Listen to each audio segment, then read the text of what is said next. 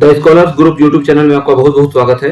Major of central tendency इस video lecture series का ये सेकंड वीडियो है, जिसमें आज के इस वीडियो में मैं अर्थमेटिक मीन क्या है इसके डेफिनेशंस पर बात करूंगा।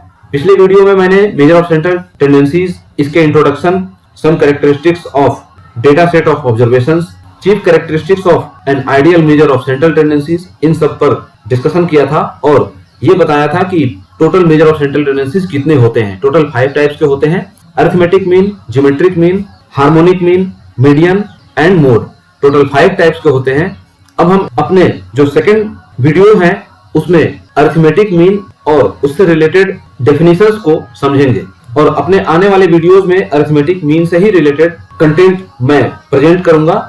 जब ये अरिथमेटिक मीन कंप्लीट हो जाएगा उसके बाद हम बारी बारी से harmonic mean, geometric mean, median and mode इस पर डिस्कशन करेंगे।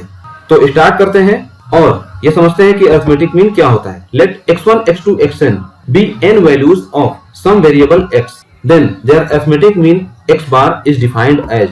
आप नोटेशन एंड टर्मिनोलॉजी इन सबको भी साथ साथ समझते चले, कॉपी पर नोट करते चले। जो x1, x2, xn है इसको मैंने स्मॉल में लिखा हुआ है और ये n वैल्यूज हैं। जो टोटल आपके पास वैल्यूज हैं वो n वैल्यूज हैं और उस n वैल्यूज को हमने unit wise x1, x2, xn इसका नाम दे दिया।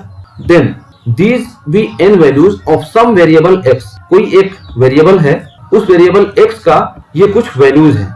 Then their arithmetic mean x bar, इसको x bar से डिनोट करेंगे and it is defined as x bar is equal to sum of all the set of observations or all the set of n values divided by total number of values that is n।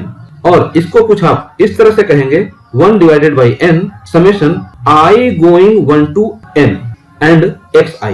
इसको आप equation number 1 कहेंगे या इसको relation 1 कहेंगे। इस equation को या इस फॉर्मूला को पढ़ने के तरीके क्या होंगे? 1 divided by n summation I going 1 to n and xi। इसको कुछ इस तरह से पढ़ा जाएगा। Thus arithmetic mean of a set of observations is their sum divided by the number of observations। बिल्कुल क्लियर है कि जो चीज यहाँ पर मैथमेटिकल फॉर्म में लिखा हुआ है उसको एक थ्योरी फॉर्म में यहाँ पर प्रेजेंट किया गया है। The arithmetic mean of a set of observation is their sum divided by total number of observation। ये तो एक इसका जनरल डिस्क्रिप्शन हुआ अरिथमेटिक मीन का कि अरिथमेटिक मीन हम कैसे डिफाइन करेंगे। इसमें कुछ केसेस हो जाते हैं, जैसे कि यहाँ पर आपको देखने को मिल रहा है in case of frequency distribution. मतलब कि अगर डेटा में कुछ ऐसी कंडीशंस हो जो कि फर्स्ट वैल्यू कुछ रिपीट हो रही हो, सेकंड वैल्यू कुछ और टाइप से रिपीट हो रही हो, थर्ड वैल्यू कुछ और तरीके से रिपीट हो रही हो। मींस अगर फ्रीक्वेंसी डिस्ट्रीब्यूशन है मतलब कि जो x1 है उसकी अकरेंस की फ्रीक्वेंसी कितनी है। सपोज कि उसके अकरेंस की फ्रीक्वेंसी f1 है या उसके रिपीटिशन की जो फ्रीक्वेंसी है वो f1 है, x2 है उसके रिपीटिशन की जो वैल्यू है वो f2 है एंड सो ऑन। इसको अगर मैं न्यूमेरिकली बात करूं तो कोई वैल्यू 2 है वो कितनी बार अकर हो रहा है? 3 टाइम्स, 4 टाइम्स, तो ये वही f1 है। अगर कोई वैल्यू 5 है तो वो 3 बार, 4 टाइम्स, 5 टाइम्स, 10 टाइम्स ये रिपीट हो रही है, तो ये रिपीटिशन की वैल्यू है। In case of frequency distribution that is value x1 occur f1 times, x2 occurs f2 times and so on. Then उस केस में ये जो x बार है ये क्या हो जाएगा? इन दोनों का मल्टीप्लीकेशन प्लस इन दोनों का मल्टीप्लीकेशन प्लस लास्ट वाले जो ऑब्जर्वेशन है उसका मल्टीप्लीकेशन एंड डिवाइडेड बाय ये टोटल जो फ्रीक्वेंसीज हैं उस फ्रीक्वेंसीज का sum. And we should note here that this f1 plus f2 plus fn it is called total number of observations and it is denoted here with capital N। तो इसको अगर summation format में लिखा हुआ हो या लिखना हो तो कैसे लिखेंगे? Summation I going 1 to n fi xi divided by summation I going 1 to n fi। और ये जो समेशन fi xi है ये तो एज इट इज ही रहेगा, बट समेशन fi की वैल्यू क्या हो जाएगी? n।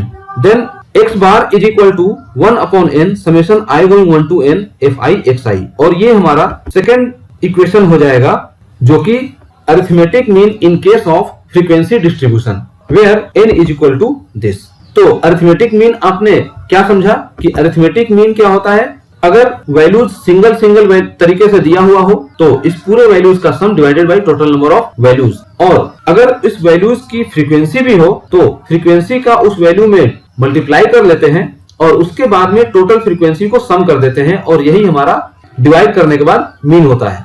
एक और केस क्या होगा, if we take some assumed mean whose deviation from the variable x is d, that is di is equal to xi minus a, then we have, मतलब ये है कि अगर कोई सेट ऑफ वैल्यूज ये दिया हुआ है और ये कुछ x1, x2, x3, x4 up to xn type में दिया हुआ हो, तो हम कुछ उसी वैल्यूज में से एक वैल्यू ऐसा चूज करेंगे जो कि एज्यूम्ड मीन होगा, मतलब कि यही इस डेटा सेट का मीन है। तो अगर x1 से कोई वैल्यू xn तक है और हमने सपोज किया कि यहाँ पर जो कोई वैल्यू x6 रहा होगा, ये हमारा एज्यूम्ड मीन है, तो इस a को सभी वैल्यूज में से माइनस कर दिया जाएगा। x1 minus a, x2 minus a, x3 minus a, x6 minus a up to xn minus a। This is written here xi minus a, i going 1 to n, और प्रत्येक difference को हम d1, d2, d3, d4 up to dn कहेंगे। Means अगर हमें इस value को define करना है तो इसे हम कहेंगे d1, सिमिलरली इसे कहेंगे d6 एंड dn।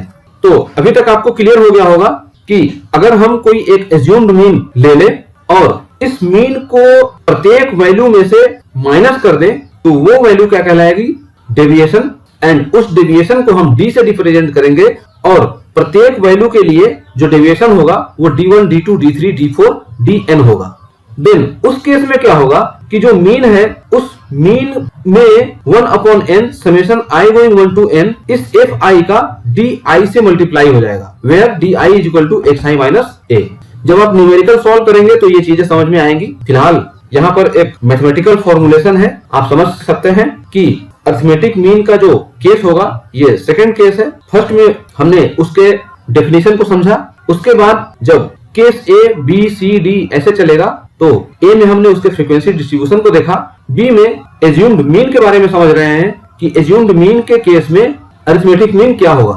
तो सिंपल सा यहाँ पर मैथमेटिकल फॉर्मुलेशन है, इसको एक्सपेंड करेंगे तो 1 upon n summation fi xi ये हो जाएगा और minus a divided by n summation fi होगा। तो ये जो समेशन fi है ये कैपिटल N है, तो n से n अगर हम कैंसिल कर दें तो यहाँ पर सिर्फ a बचेगा और ये वाली वैल्यू क्या हो जाएगी, x बार। तो नेक्स्ट स्टेप क्या होगा, 1 divided by n summation i going 1 to n fi di is equal to x bar minus a।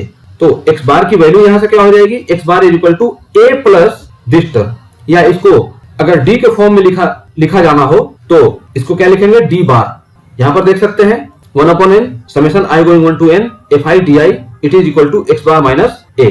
और यहां से जब x बार की वैल्यू को कैलकुलेट करेंगे तो हमें मिलेगा x bar is equal to a plus 1 divided by n summation fi di। इसको आप d बार भी लिख सकते हैं, तो आप ये कह सकते हैं कि x bar is equal to a plus d bar, and this is third equation. और ये फॉर्मूला तब यूज होगा जब हम उस डेटा सेट में एज्यूम्ड मीन लेके चलेंगे जिसे हम a से डिनोट करेंगे, एज्यूम्ड मीन या आर्बिट्रेरी मीन भी इसको कहा जाता है। ये अरिथमेटिक मीन का सेकंड केस होगा जिसमें हमने एज्यूम्ड मीन के बारे में समझा।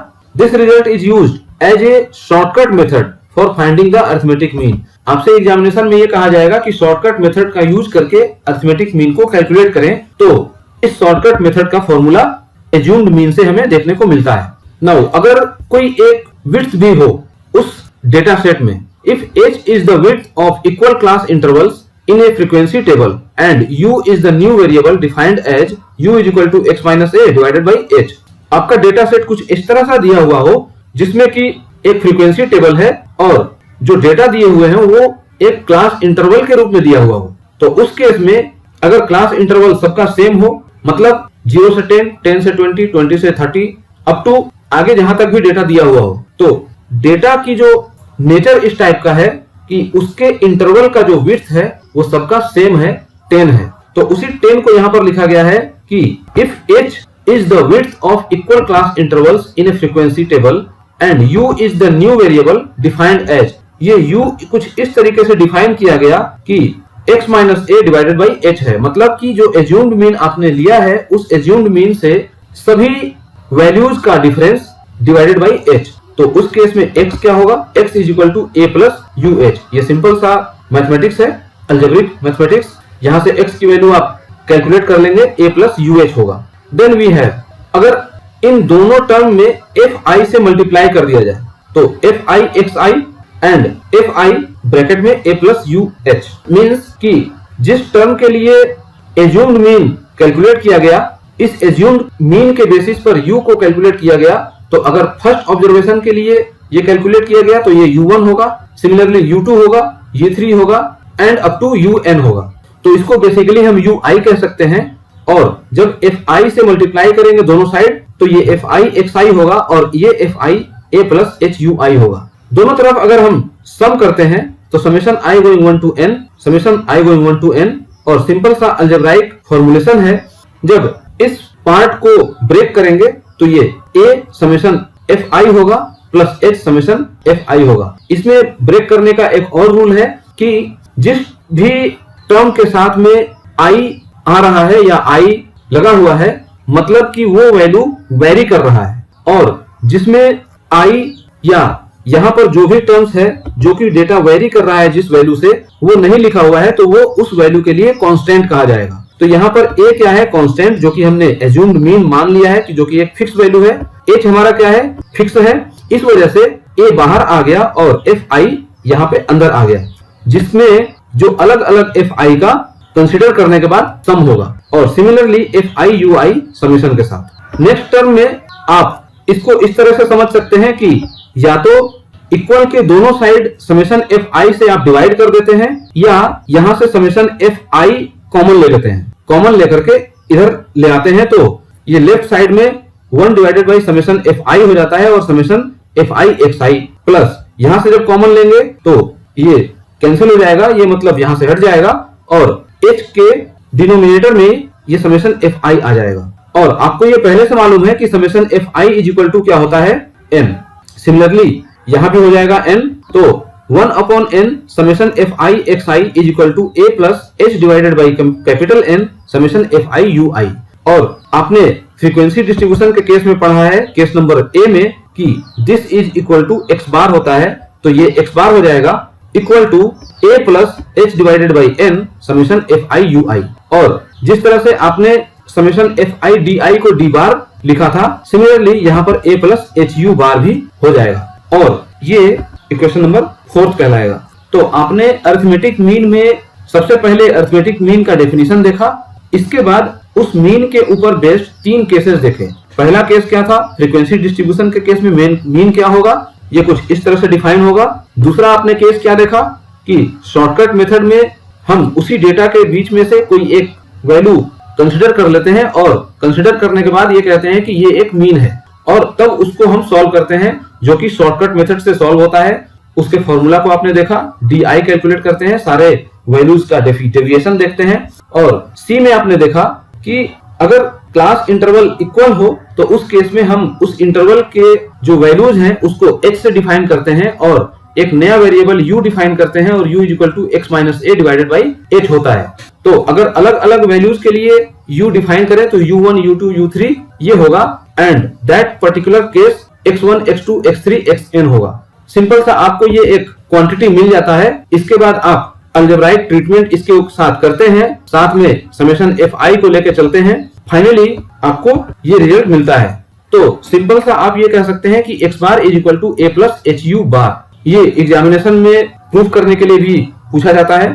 तो आपने इस वीडियो लेक्चर में अरिथमेटिक मीन और साथ में उसके डिफरेंट टाइप ऑफ केसेस देखा। ये बिल्कुल बेसिक सा एक डेफिनेशन है जिसको मैंने एक्सप्लेन करने का यहाँ पर कोशिश किया है, और आपको अच्छे से समझाने की भी मेरी कोशिश रही है।